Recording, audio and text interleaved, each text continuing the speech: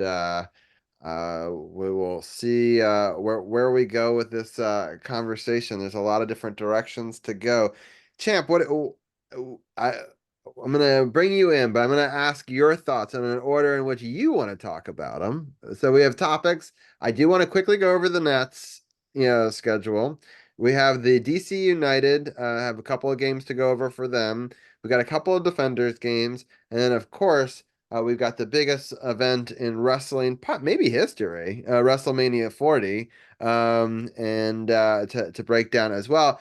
And we have a live March Madness game that I'll be giving scoring updates on throughout that conversation. But Champ, those four topics, which one do you want to start with? And then I'll ask how you're doing. So you said Nats, Defenders, Defenders, we've got DC United DC United. Let's start and with wrestling. United. Let's start with United. All right. Now, I will say the two games that went on while you were on hiatus, I didn't get to watch the highlights of, but I do have them here to like kind of break down and stuff like that. I did watch the highlights of the Columbus Crew matchup because that's a matchup between two of the pillars of MLS. They were two of the original teams in the MLS. So this is something that dates back decades and stuff like that. So I definitely want to talk DC United first and then get into Defenders before we get into wrestling. All right, perfect. We'll do all of that. But I'll ask you real quickly, were you able to go outside and see the eclipse at all today?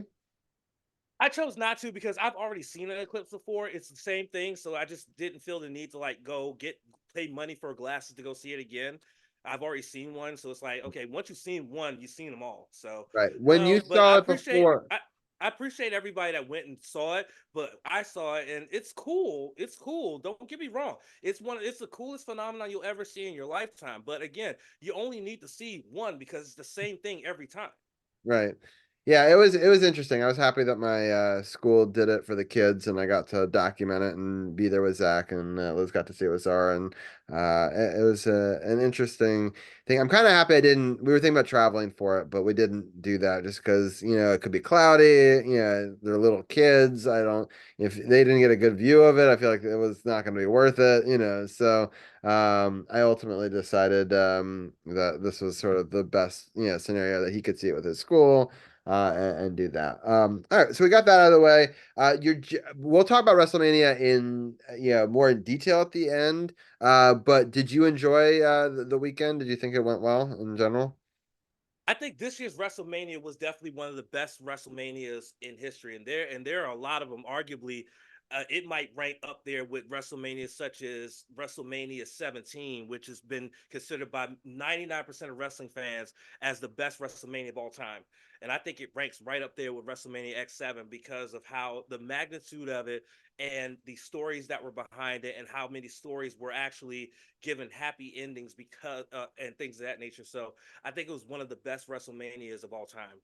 Yeah, it was cool to check out your show, and if people don't know, I'm gonna do the Champ Command right now, but Champ does a really great wrestling podcast called the No Spots podcast, and over at True No Spots Pod on Twitch, you can catch them, but they do live reacts, and I have to say, this is a debate that I have with my wife a lot. She does not like wrestling. She has very strong opinions about it, so she's not gonna let me pay for us to watch it. So what I love to do is while I was going about my day, but on Saturday, is I put an ear pod in and I got to listen to Champ literally break down the entire event for hours, and it was great because I got to feel like I was still a part of it. And Champ and Sith do a great job, got me super hyped about it, and so I felt like I was a fly on the wall. I wasn't watching it, but I got to listen to it, and then I watched a lot of the replays and highlights and stuff like that that you see online. And I have to give a quick little shout out to WWE. They do a great job on their social media.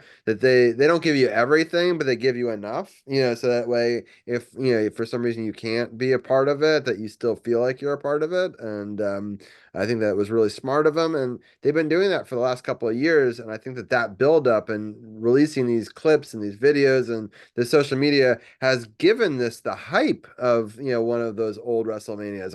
I read about so many people online that hadn't watched a pay-per-view or hadn't watched a WrestleMania in years come back to the sport and watch this because of those storylines, and so that's exciting for the sport to be able to.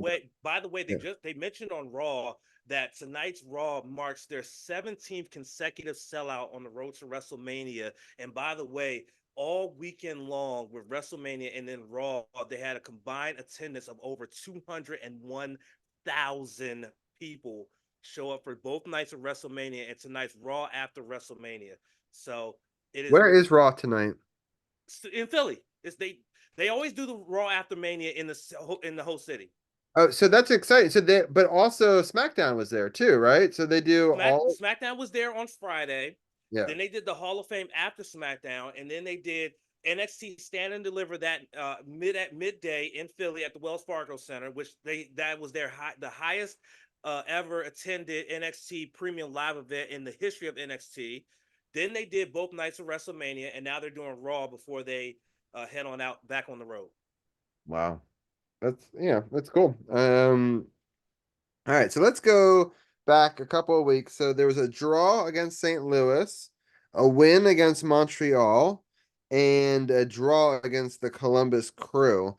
And even though it doesn't sound great, if people don't realize a win gets you 3 points, a draw gets you one. So you're able to get 5 points out of those three matches. Let people know about it was a tough one at St. Louis, but it was a big win against Montreal in a 1-0 decision. And we'll talk about those two first, and then we'll talk a little bit about the last one. Well, the St. Louis City SC, it was a draw.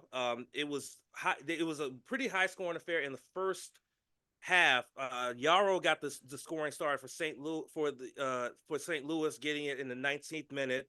But then after a yellow card on the DC United side, Ben K, who's been a big time scorer for DC United, QP Petrio did get a goal literally a minute after St. Louis scored, so it was already 1-1, and then Benke made it 2-1 going into halftime, and then after Klaus got the scoring to 2-2 with a goal in the 70th minute, there was no other scoring, and it went into really deep extra time. It was almost up to 15 minutes of extra time, but it ended up going into a draw.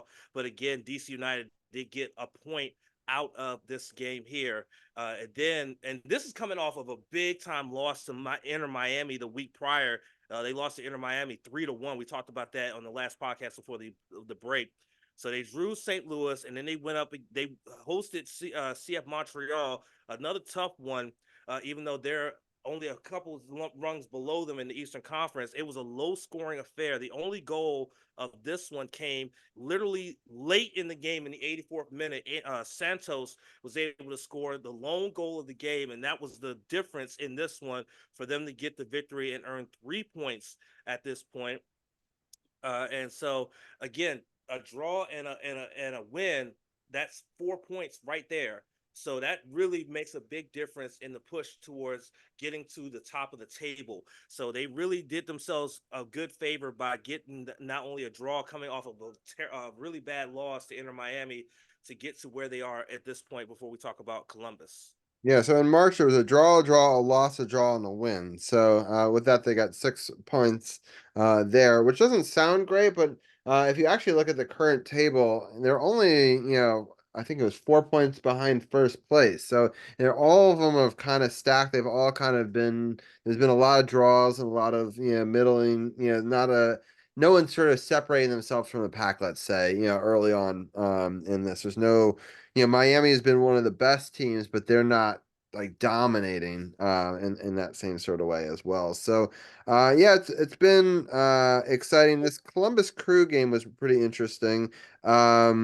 The DC United scored in the 61st minute, and then there was a red I believe there's a red card, right? Yeah, Against. it was a red card. What happened was that there was a trip on a Columbus player, but then that same Columbus player ended up tripping a DC United player, and it led to all kind of frustrations on the Columbus side. And Hernandez ended up getting a red card for that whole thing that happened, and so it really led to some like a lot of confusion. And even with Columbus having that red card and being shorthanded, they still were able to score. Morris, that goal that he scored, he Yeah, had to what be a at least strike. That thing that is was at least 25 yards away, and he managed to get it on a good level and pass the goalkeeper for nothing but net to tie the score. yeah, it was That like was a an cannon. It was almost un reminding me of the old like bend it like Beckham where it just like curls right in and it's just yeah, one of those seeing eye goals. It's just really hard to it stop. And was it was incredible. When I saw that goal, and then I'm glad they replayed, I was just like, wow, like I could never. I do I feel could like never. the goalie was pissed at his defensive players for giving him time and space, and they should have closed the gap a little bit more. But there was three guys right there. I mean, it wasn't like they were far off of him. I mean, that's an incredible distance to shoot, and I think, honestly, I think even he was sort of surprised when it went in. Like it was that good, you know? It's just like it was a rip. I will say though that the Columbus Crew Stadium, their celebration is pretty lit with the lights and the Mhm. fog and everything, and the crowd was absolutely hyped for it for that goal. I mean, they have a really hyped crowd. I'm biased, of course. I'm going to always say that the DC United crowd is hype, but that was a hype crowd for that goal, and it really made the difference in turning this into a tie. And it ended with Benke getting a yellow card. In extra time, but it didn't really matter because it ended up being a 1-1 draw. And at this point in the season, right now, DC United 7 games in sits eighth in the Eastern Conference table with 10 points, 2 wins, 4 draws, and a loss.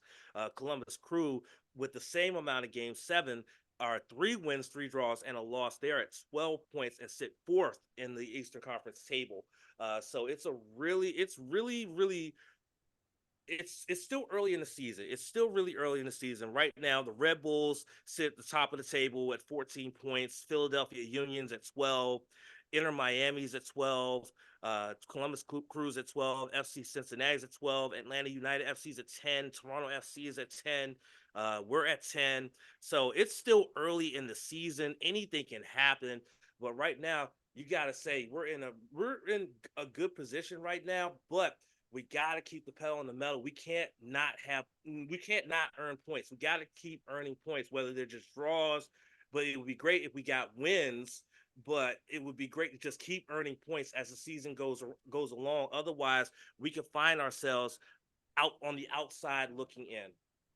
Yeah, for sure. And so people that might not know, in the new rules in the MLS, and it's just changed a couple of years ago, now 9 teams make it from each side of the table. And so 9 Eastern Conference, 9 Western, and 8 plays 9 in a one-game play-in wild card to sort of set the table, and then they'll play the number one seed, right? So it's kind of similar to the way baseball works in that regard. And it'll be interesting to see how that goes. Orlando is the next team. We're playing that game. That's a home game, Saturday, April 13th. It's at 7:30.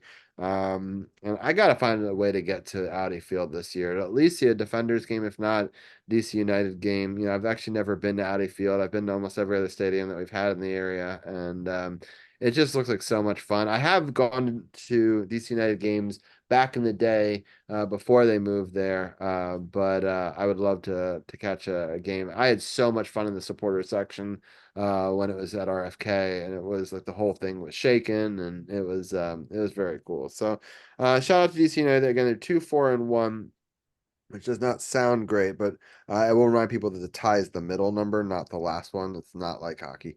And so it's but they're at least getting some points, and that game against Orlando is going to be a really big one coming up for sure, especially And because and Orlando's Orlando's coming in at 1 win, 2 draws, and 3 losses. They're 14th in the table. So this one, but we can't say that this is a win, an easy win, because there's no such freaking thing as an easy win in a soccer game.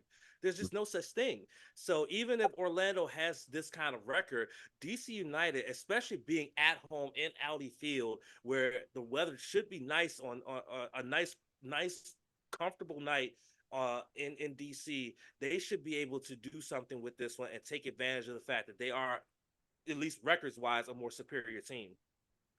Yeah. I appreciate everyone for checking us out live on Facebook. I see people liking it over there. Quick little scoring update. UConn is up 41-32, 17-23, at least on YouTube TV where I'm watching it. And so lots of exciting things. There is a cool Pokemon in chat if anyone wants to catch it. And Tina, you may have to re-up using if you use Poke's shop. By the way, I really need UConn to win, because if they win, then I could possibly win the men's pool at my job. I've already won the women's pool by picking South Carolina to win it all. And so I Nice. won that one. I won a $25 gift card. Now I could possibly win another $25 gift card if UConn wins, because the only person who can possibly beat me, who's tied with me at the top, he picked Purdue. So if I win, I'm in there. Yeah. Modfather, who was in chat earlier, he picked Purdue, and if Purdue wins, he will win my bracket, and if not, then Duchesne wins. So that'll be interesting to see how that goes. Um, uh, UConn's going to the free throw line to shoot two right now. They're up 41-32.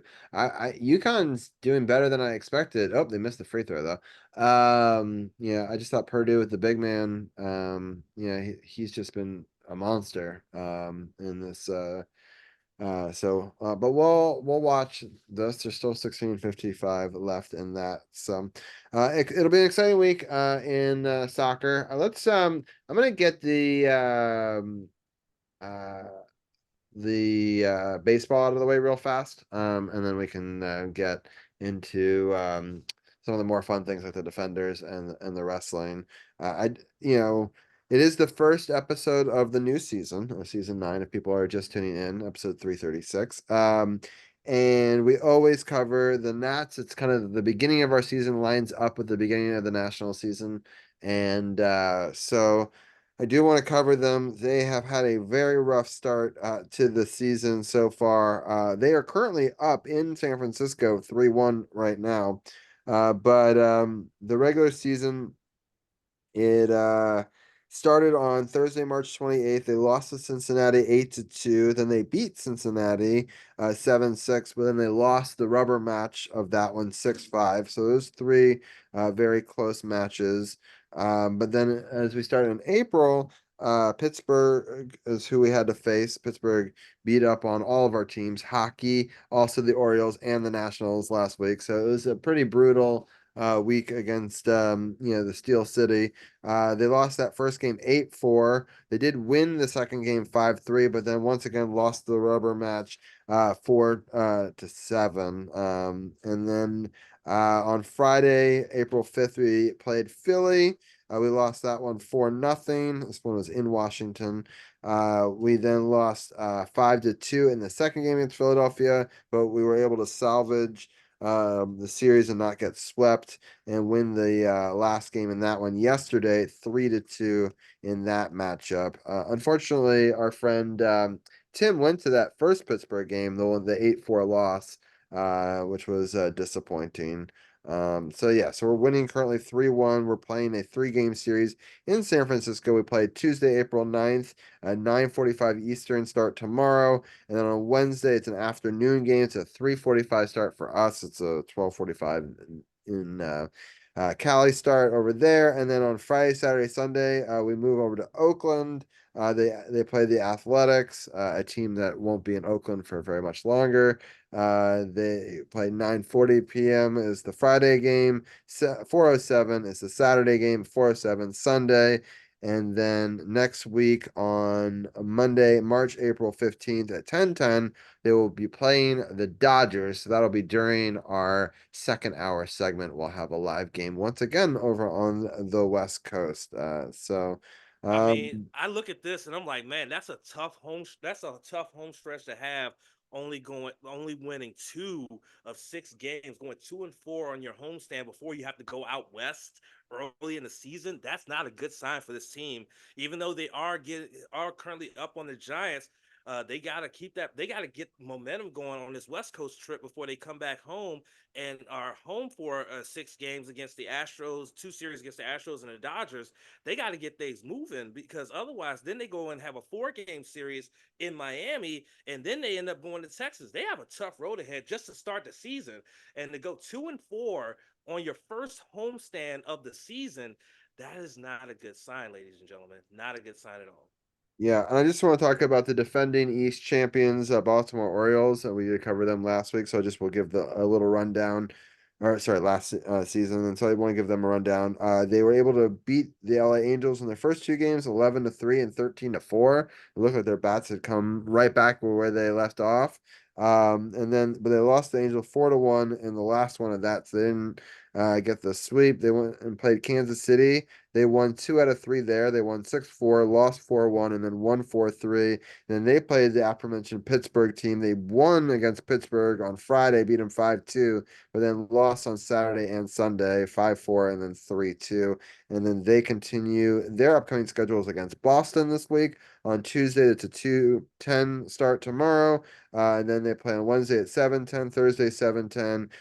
Friday, Saturday, Sunday, they play Milwaukee. It's a 7:05 on Friday, 4:05 on Saturday, and a 1:35 on Sunday. And then they'll play 6:35 versus Minnesota next Monday. So that game will probably be over by the time we get to the second hour. So we'll talk about that one as just well. So just one more note about the Nats. About the Nats is why I say they need to get momentum going is when they go into that Dodgers series, they're going against Otani.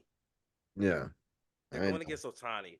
So they better have some momentum going up against that stud because if not, he and the Dodgers are going to absolutely run over them. So they better get their stuff together and fast if they're going to go into that legendary stadium and go up against Otani and that Dodgers team. So right now, Washington's at 3-6. The division leader right now is Atlanta at 6-2-2. Philly is 4-5. Mets are also 3-6, and Miami is a lowly 1-10.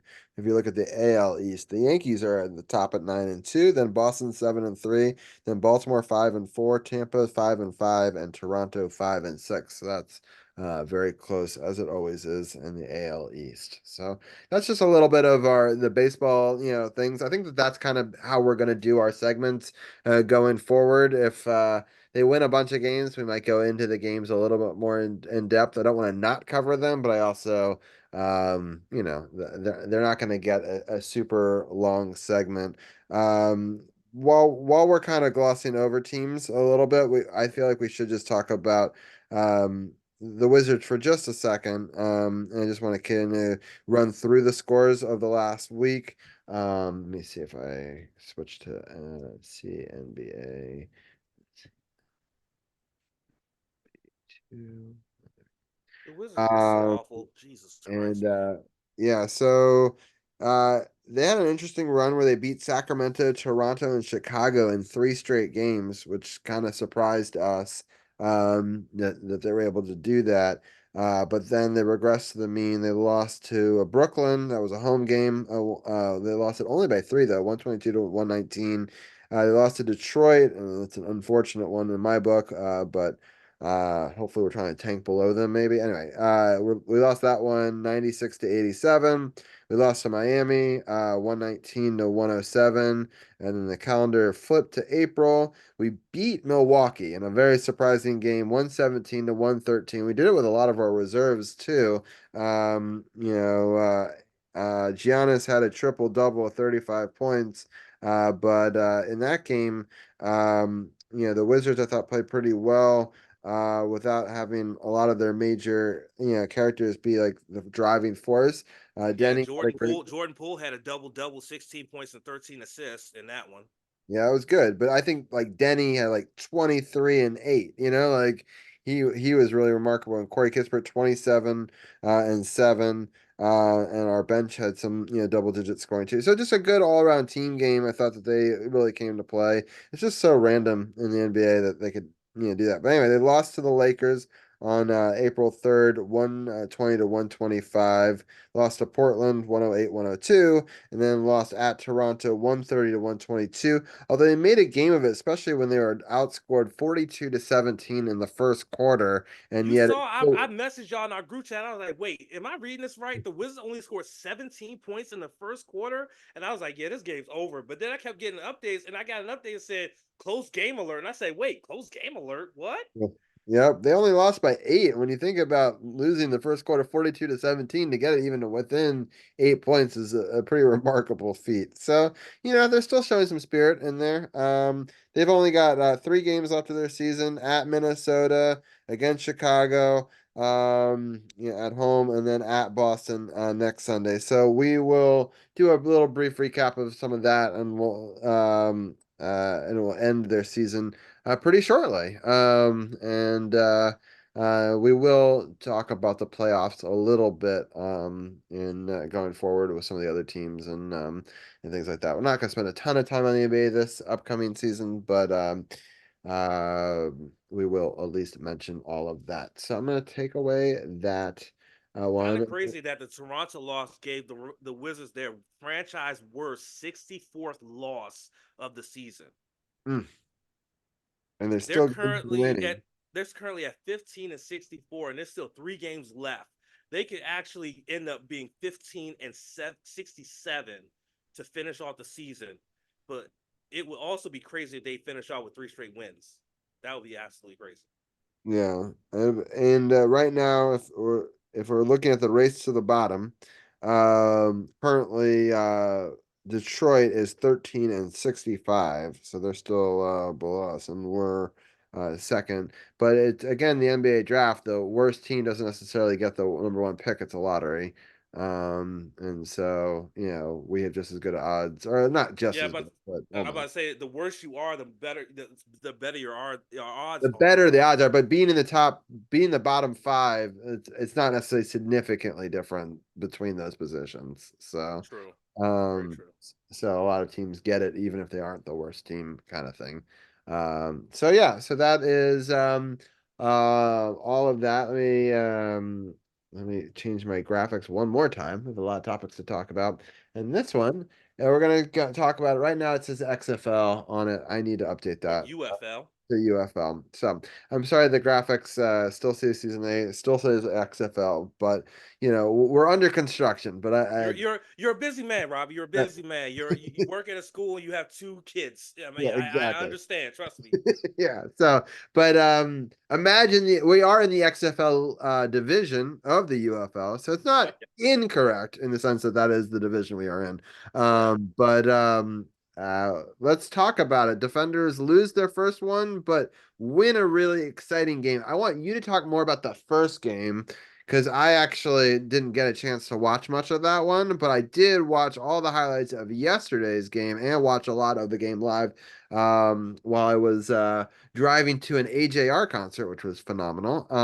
And I was very excited about the resilience of DC United. And but before we get into that, let's talk about their first game. Yes, so they opened the season in San Antonio at the Alamo Dome against the San Antonio Brahmas, and this was a tough game here. I mean, Teamu threw 45 passes in this game. He had a 56% completion percentage, 25 of 45 for 227 yards. He didn't throw a single touchdown. The defenders didn't even score a single touchdown. They all their scoring came from field goals. They made 4 field goals on this day on this first game. Teamo did throw an interception, which almost got taken back for a touchdown, except the person who intercepted it ended up getting winded and got walked down by one of the receivers for the defenders, but they ended up turning it into a touchdown anyway. An eight, which ended up being a 6 pointer and then a 2 point conversion to get 8 points out of it. But the Brahmas absolutely outplayed DC United on this one. The first quarter it was 7-3, and then the second quarter they scored. San Antonio scored 13. We only scored 6 on 2 field goals. So it ended up being 20-9 going into the half. They were able to get another field goal to make it 20-12, but another touchdown in the fourth quarter pretty much sealed the deal for them. Quarterback for the Brahmas, Garbers, went 19 to 25 for 156 yards and 2 touchdowns. He had a 76% completion percentage and a 154.8 passer rating, so a near perfect passer rating. And one of the things that was really telling was the third down conversion for both teams. The Brahmas were only in third down 8 times, and they only converted once out of 8, whereas the defenders were in third down 14 times and only converted five of 14. That's not going to get it done, even if you lead the time of possession. If you can't stay on the field and keep your defense off the field, that's going to be what the telling sign. Now, another telling stat was that the Brahmas were 3 of 4 on fourth down conversions. So that meant that when they got the fourth down, pretty much 90% of the time, they kept the drive going on fourth down.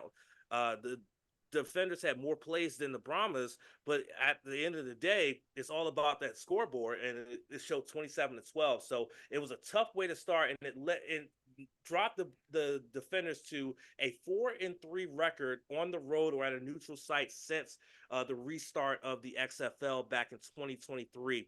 But when we get into the next game, I have a much more telling stat when it comes to them at home.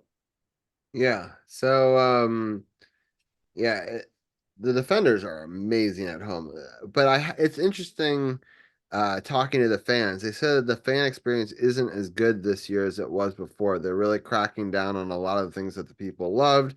They no longer can do the beer snake in the fourth quarter. They're no longer allowed to have the lemons. They're no longer like, so a lot of things, they said that there's beefed up security that seemed to just make people like more on edge. It wasn't, it just, they said that it wasn't as lively and as crazy. And that's disappointing, especially at an Audi field where, for DC United, it can get pretty crazy. And I think that that was kind of what people Oh, really Robbie, loved. I forgot to mention one thing from the Brahmas game is that a member of the DC United got kicked out of the game for spitting on a player of the opposite team, Oh, wow. which Was was that the guy absolutely that, crazy. was that the guy that also like had the terrible defensive play and was later like cut by the team? Because I know there was that. Or was that a different guy? No, what happened? No, what happened was that he got flagged for intentional unnecessary roughness for spitting and got kicked out of the game. And then even after he got kicked out of the game, he was also penalized for being offsides.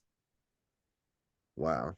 So it was a double whammy. He was offsides, and then he also got kicked out of the game and assessed a 15-yard penalty for spitting on someone. So it was a double whammy for him, and I'm pretty sure if he got cut, then I'm sorry.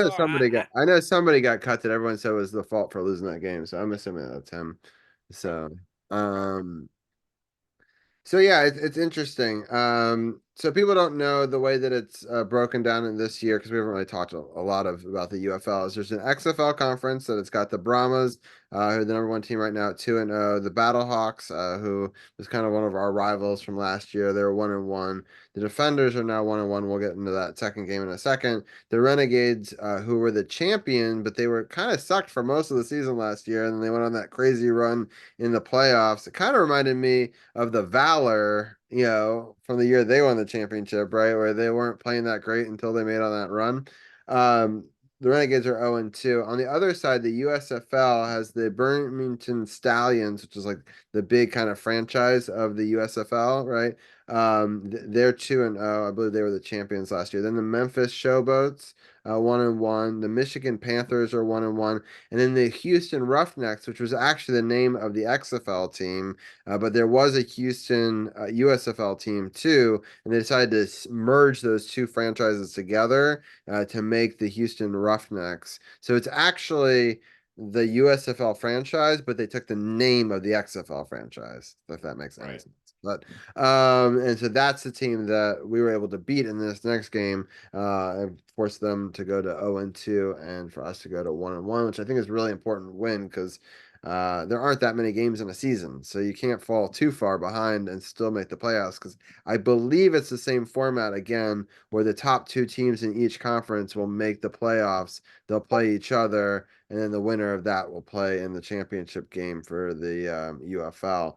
And the DC Defenders game I thought was a really interesting game. I watched this one and um well, first of all credit goes to the Roughnecks. They played a hell of a game. I thought they played well defensively. They stifled a lot of what defenders were doing early on. The defenders were making a lot of mistakes, but they kind of just kept on sticking with it. The defenders, that is, they scored some field goals that are timely. Both teams missed a lot of 2-point conversions.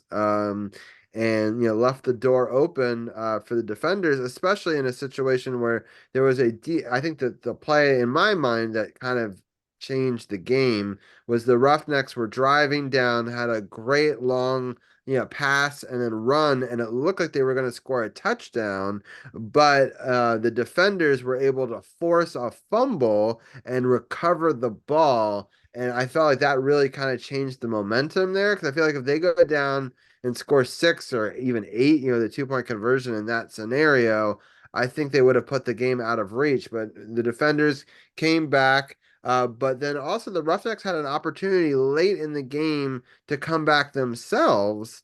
And that's what's been interesting in the UFL so far this season is a lot of these games are coming down to the last possession. My dad was telling me that he was watching a game where the team was losing the whole game, but because of these late possession rules that they came back and won the game. And so you're never fully out of it, which is one of the things I like about UFL rules and XFL rules that was in the past. And they had an opportunity there, but I don't think that they really executed particularly well in their 2-minute offense, and ultimately shot themselves in the foot and couldn't get it done. But Yeah. what are some of your thoughts on this game? I will definitely say that that fourth quarter 2 minute drill where they just kept running, they were at the shadow of their goal line, was a bad move by the offensive coordinator. He should have mixed in some kind of play action pass in there to at least get a first down and force them to use timeouts and in the game. So they basically gave the Roughnecks a chance to win. But I will say that Briley Moore has already put himself in contention for catch of the year. That one-handed catch he made late in the second, like at the tail end of the second quarter, to give the defenders the lead was one of the best catches I've seen in football. They were down 9-6, and on Tiamo through looked like it was a streak route, and he was able to catch it with one hand between two defenders while on the sidelines in order to make the touchdown to get them up to 12. They weren't able to convert on the conversion attempt, but it gave them a lead at halftime going into the half. And so it was an unbelievable play there. And I think that this game right here was really tough one for the defenders.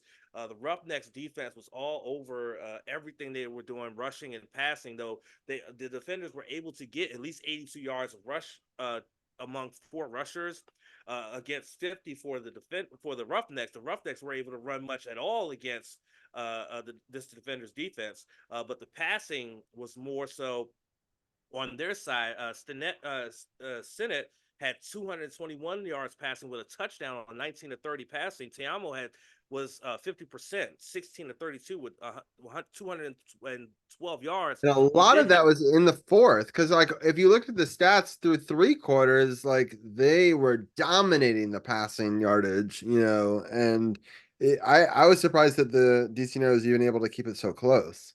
right, and then of course, Teamo did have 2 touchdown passes, including that beautiful one to Briley Moore. But he did have a pick. He did have an interception in this game as well.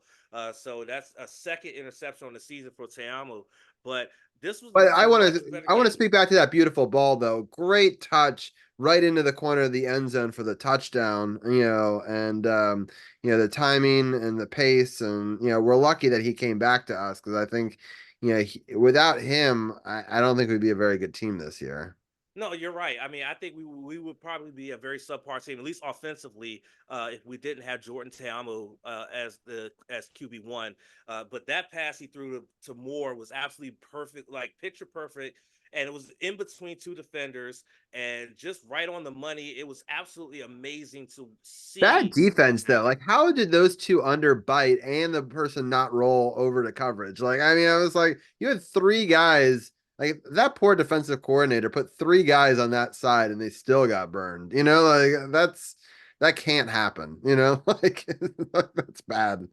I mean, it looked pretty bad, but Yeah. it was just it was a beautiful catch and a touchdown, and I really think that it was really good for DC to get that, especially going into halftime, to get such a play like that, and I think it really sparked them going into the second half because the second half, yes, the Roughnecks were able to get six in the third quarter, but this fourth quarter was all DC defenders, and what that ended up being the difference in this game was the second half. So I That think seems that to be a story in an Audi Field, like where we fall behind and we come back in the second half. I mean, this is a story we said 5 or 6 times last year. You know, that like seems to be a story with any Washington football team, whether it's defenders or the Commanders. yeah, They seem to be a one half team, whether it's the first half or the second half. yeah, But it's true. there's an interesting stat though, is that even though the defenders are 4-3 on the road or at neutral sites, they are undefeated 8-0 at home. They have not lost at home since the revive of the XFL. So it's almost like a lot of people say that it's almost a done deal that if you play the defenders at home, you're probably losing.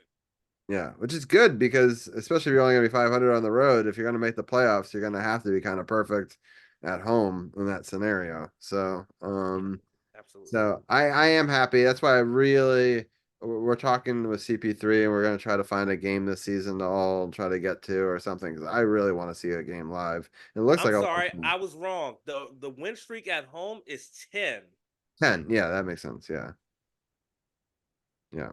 So, because they also have a playoff some ones in there too. Yeah, it includes the playoffs. Yeah, for sure. So it's 59-42 in this UConn Purdue game. And we're not talking about a whole lot because it's not that close, to be totally honest. UConn is dominating the boards and just outscoring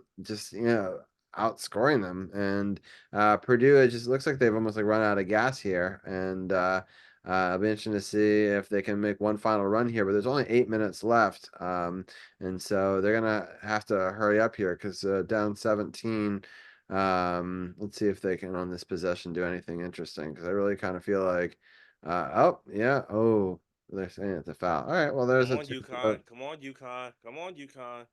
Yeah, it's this is you might be right. I'm surprised. I mean, UConn is such a powerhouse team through history. I shouldn't be, but Purdue just looked like the team this year, you know? So it is interesting. Oh, Stuart Hayek is still with us and he's sighing. Yeah, it's not looking good for sure. But who are we playing next week? I was gonna look that up. And oh, here we go. The schedule, full schedule. We're in Arlington. The very team that Ah, beat us for the XFL championship last season. nice. They are winless though currently, so we don't want to give them their first win. So yeah, so that one Saturday, April 13th is a 1 p.m. game on ESPN. If you're interested in the other games, the Showboats from Memphis are playing the Birmingham Stallions in Birmingham. That game will be on Fox on Saturday at 7. And then on Sunday at noon on ABC, the Houston Roughnecks play the Michigan Panthers. And then on Sunday at 3, just after that, also on ABC at the Alamo Dome, the Battlehawks are playing the Brahmas. So I love that these games, 3 out of 4 on national television, 2 on ABC, 1 on Fox. I love that both of these companies, being that, you know, well, I guess Fox is now owned by Disney, so I guess it's all just Disney, right? So Disney Yeah. just owns You know what's part of funny the is rights that to this. I DVR all of the DC Defenders games because I want to watch the game from beginning to end just so I could pick out certain things from them because the highlights are good if you want to pick out certain things, but watching the entire game you can pick out different things and really analyze things and stuff. My DVR recorded both regular Fox Sports and Fox Sports Deportes Spanish. So when I picked one of them, I was like, okay, I have two of them. Let me pick one of them, and it was Fox Sports Deportes. It was in Spanish. I was like, wait, it really recorded the Spanish commentary as well as the English. Okay, It's pretty awesome that this thing is getting so much coverage because